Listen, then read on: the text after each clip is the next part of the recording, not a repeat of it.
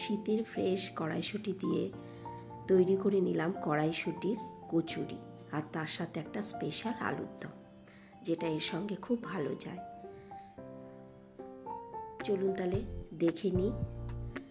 আমার রেসিপিগুলো যদি আপনাদের ভালো লাগে, প্লিজ লাইক, শেয়ার, সাবস্ক্রাইব করে আমার পাশে থাকবেন। তপাস কিচেনে সবাইকে স্বাগত। চলুন বন্ধুরা দেখে নিই দুটো রেসিপি।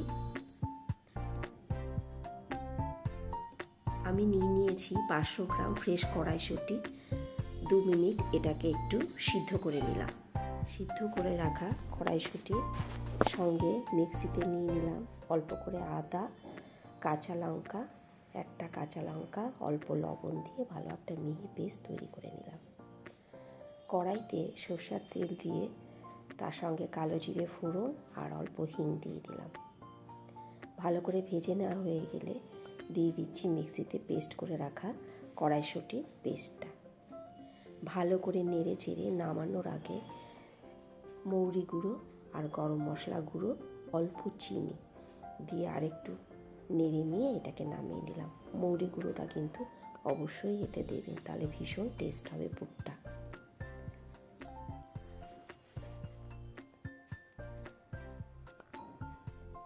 পুরটা তৈরি হয়ে গেল, এবার নামিয়ে নিচ্ছি একটা পাত্রে, ঠান্ডা করে নিচ্ছি। ঠান্ডা করে এটাকে আমি গোল গোল বলের আকারে তৈরি করে নেব। পুরটা ভরতেও সুবিধা হবে আর বেলতেও সুবিধা হবে। এবার নিয়েছি 1 কেজি নতুন আলু। ছোট ছোট আলুগুলোর আলুর দমের ভালো করে সিদ্ধ করে নিয়েছি। আলুর দমটা বানিয়ে নেব। কড়াইতে সরষের তেলে 5 ফোড়ন দিলাম, তার সঙ্গে টমেটো, কাঁচা লঙ্কা, আদা মিক্সিতে পেস্ট করে নিয়েছিলাম, 2টো টমেটো দিয়ে দিলাম। তার সাথে জিরের গুঁড়ো, ধনের গুঁড়ো, মৌরি গুঁড়ো, হলুদ, লবণ আর অল্প করে কাশ্মীরি লঙ্কার গুঁড়ো দিয়ে ভালো করে মশলাটাকে কষিয়ে নিলাম।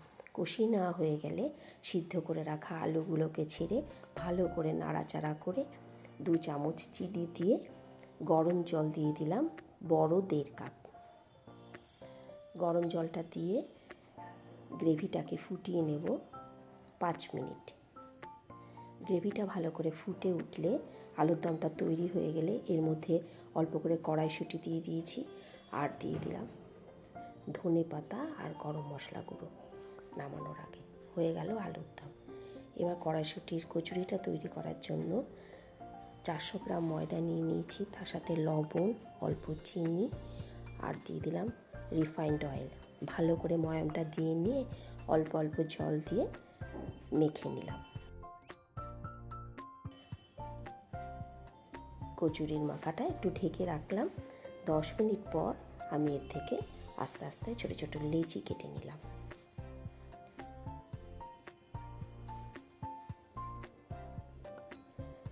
লেচিটা কাটা হয়ে গেলে লেচিটা নিয়ে বাটির আকারে গড়ে নিয়ে পুরটা দিয়ে ভালো করে সিল করে নিলাম।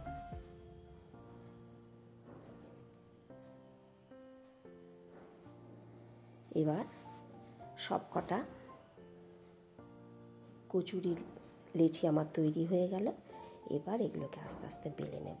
বেলাটা আপনারা তেল দিয়েও বেলতে পারেন, আবার ময়দা দিয়েও বেলতে পারেন। আমি একটু ময়দা দিয়ে বেলে নিলাম। দেখুন এভাবে পুরটা ভরলে কিন্তু একটুও বেরিয়ে যাবে না। সবকটা কচুরি বেলে নেওয়া হয়ে গেল। এবার ভেজে নিচ্ছি। রিফাইন তেল খুব ভালো করে গরম করে নিয়েছি, তার মধ্যে কচুরিগুলোকে ছেড়ে দিয়ে ভেজে নিলাম। প্রত্যেকটা কচুরি ভীষণ ভালো ফুলেছে। এইভাবে তৈরি করবেন, আপনাদেরও এরকম একই রকম হবে। এগুলো কিন্তু কচুরি না বলে রাধাবল্লভীও বলা যায়, কারণ সাইজটা অনেক বেশি বড় করেছি। খেতে ভীষণ ভালো লাগে। হয়ে গেল তৈরি, পরিবেশন করে দিচ্ছি আলুর দমের সঙ্গে।